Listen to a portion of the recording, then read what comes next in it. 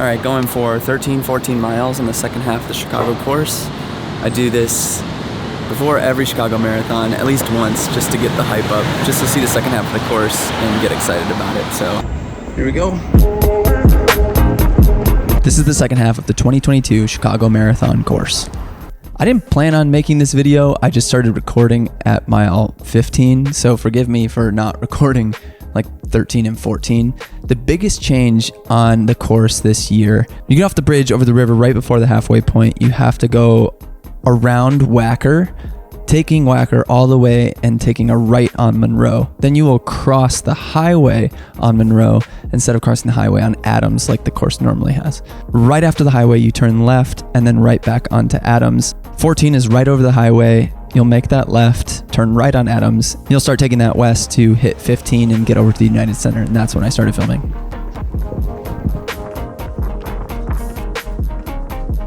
As I promised, you pass the United Center where the Bulls and the Blackhawks play. Right past that, on Damon, you're going to make a left and circle back to go back east towards the city.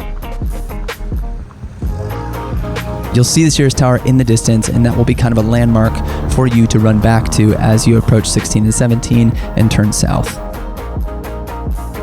After you make that turn, it's not far until you cross mile marker 16, and that's just before Ashland Avenue.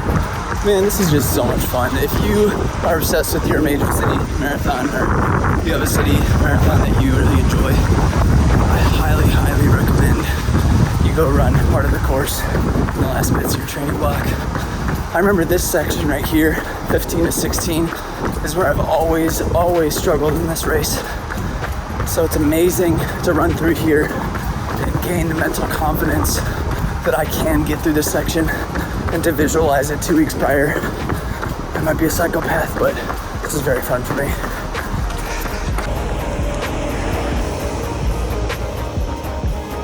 You cross mile 17 in the west loop.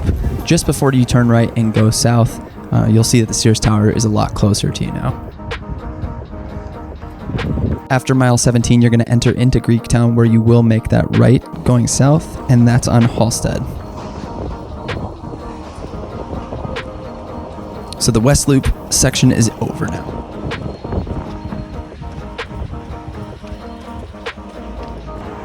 You run through this section of overpass right into the heart of UIC's campus, University of Illinois at Chicago.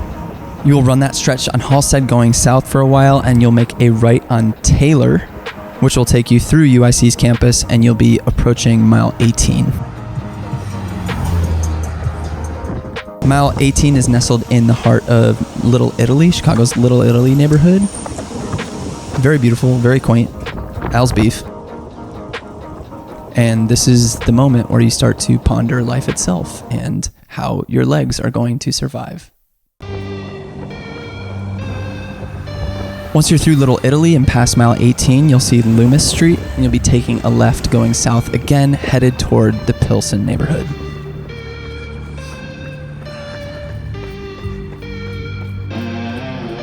You'll be about half a mile down the road on Loomis, and you'll see two small overpasses, train overpasses, and that's where you will be met with the mile 19 mark. This is where in 2018, I threw up like Michael Scott in the 5K. Fettuccine Alfredo. Under those overpasses, you will quickly approach 18th Street, which is the heart of Pilsen.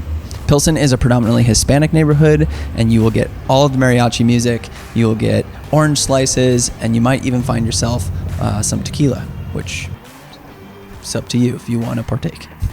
A ton of beautiful murals and art along this street, so if you have the ability to take it in, make sure to just glance around a little bit to see the beauty of the neighborhood. Once you get to the end of 18th Street, you're going to be taking a right and quickly approaching the 20-mile mark back onto Halstead again. So as soon as you take that right, you'll see the 20-mile mark, and it'll just be right down the road.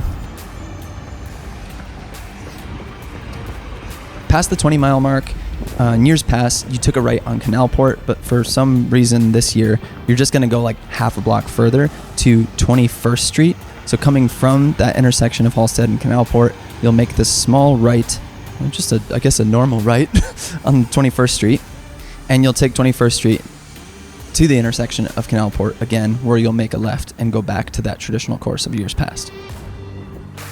As soon as you make that left, you'll see a big building off in the distance called the Lacuna Artist Lofts. Really cool building, and a landmark for another hard left turn. Right at Lacuna Artist Lofts, you have this really weird intersection with 3 intersecting roads. You have Morgan, you have Cermak, and you have Canal Port. You'll be turning left on Cermak. It's a really hard left, an acute angle, if you will, and you'll be running back east towards Chinatown. This little section is past mile marker 20, approaching 21. It's kind of no man's land, and there aren't that many fans. It's really industrial. You approach this overpass for 9094 just past Halstead, and it's super quiet, and there aren't really any fans at all, so just be cognizant of that. You'll approach this little bunny hill of a bridge entering into Chinatown. It's not very big, but it might feel pretty rough that far into the race. Just know there's usually a photographer on the other side, so don't look like a hot mess as you descend the tiny bridge. They also put red carpet on these grates on the bridges, so it doesn't make you feel like you're about to fall into the Chicago River. So shortly after that bridge, you will go under a small overpass again and head into Chinatown, where you will make a right on Wentworth Avenue and be met with the gorgeous Chinatown marquee. Honestly, one of the coolest parts of the race. It is kind of unfortunate that you are so tired at this point, but try to take in its beauty a little bit.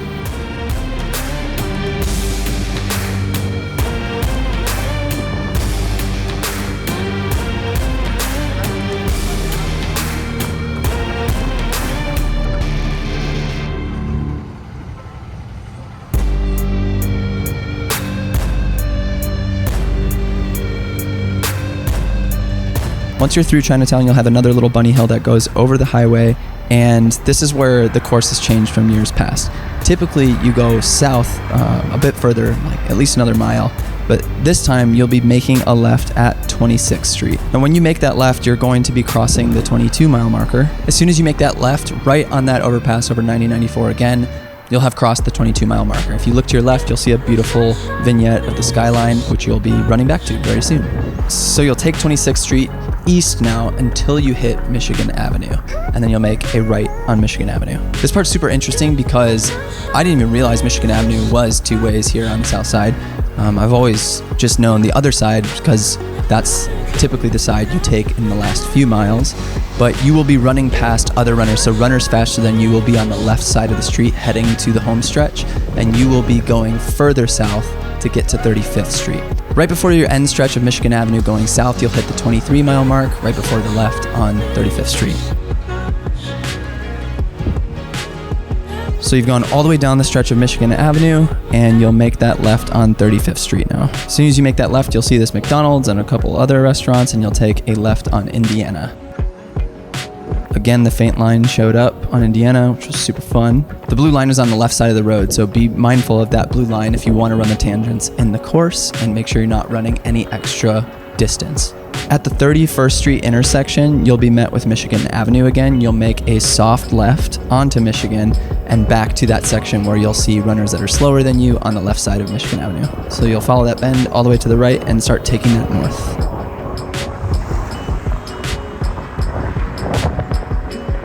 You'll take that for another mile and cross 25th Street and head back into the South Loop into downtown. Now, just after Cermak Avenue, you're going to cross mile 15, and your legs are going to be screaming at you, but this is where the crowd support really ramps up again. You start seeing signs like 1 mile left, and 800 meters left, and 400 meters left.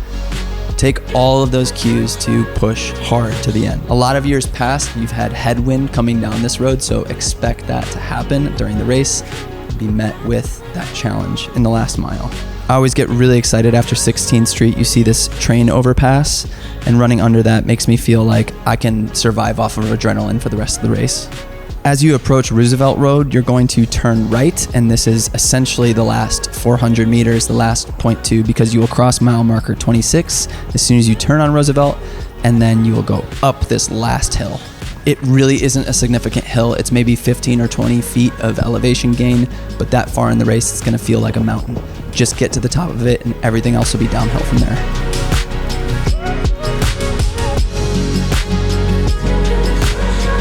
Beautiful city look on the left, but you're probably gonna be super focused on just trying to finish. As soon as you get over that hill, you're going to see Columbus Drive, where you'll make that left and see the finish line. At this point, you only have about 200 meters to go, so it's a sprint to the finish. get it done, get going. And 2 weeks out, they already have the fences up for when the crowds will be here. This is an incredibly exciting part. Going under the marquee, finishing, you got it done. Chicago Marathon 2022. Let's go! Let's go.